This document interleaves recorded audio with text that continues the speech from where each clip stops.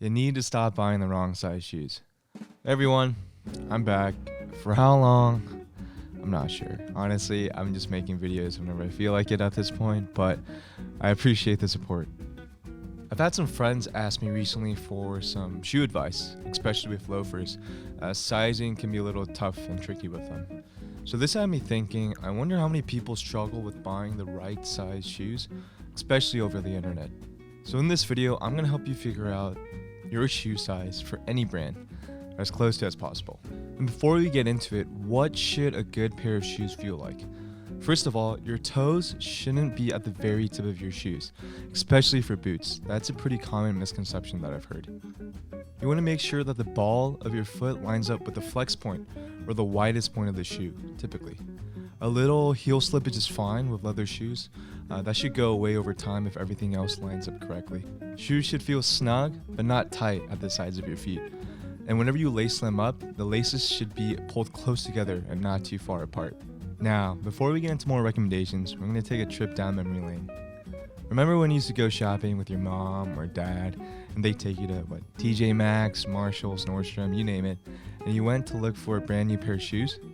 You would find this guy. Growing up, I had no idea what the heck these things did.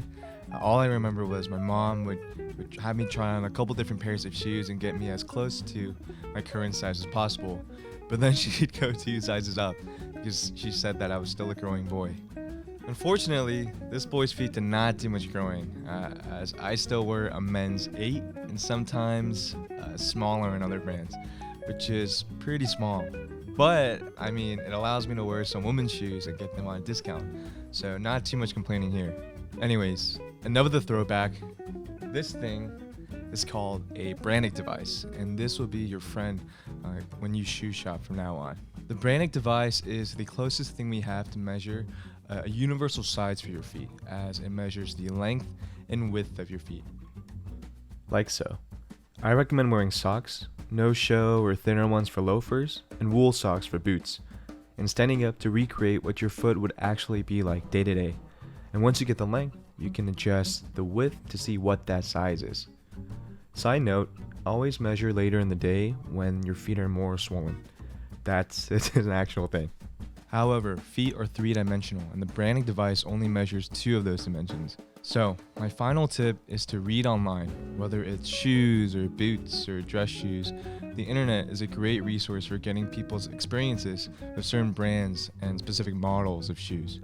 Some Jordans and Dunks you want to size down in, most boots you want to size down in, and then you typically go true to size with certain sneakers. But all this information you can find on Reddit, Styleforum, and Facebook groups for specific brands and styles. So, go out and get your feet measured confidently and do some research before you buy certain brands, especially the ones that are available only over the internet. Hopefully this video helps and I saved you a couple bucks from having to return any shoes in the future.